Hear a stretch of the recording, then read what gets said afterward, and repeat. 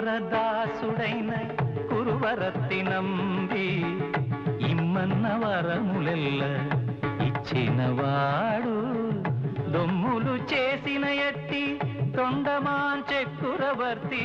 దొమ్ములు చేసిన ఎట్టి తొండమాంచెక్కురవర్తి రమ్మన్న చోటికి వచ్చి నమ్మినవాడు కొండలలో నెలకొన్న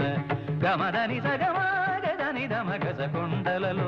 సగసమగదమని గమగదమని దశని దమగదమగస కొండలలో నెలకొన్న కోనేటి రాయడు వాడు కొండలంత వరములు గూపెడు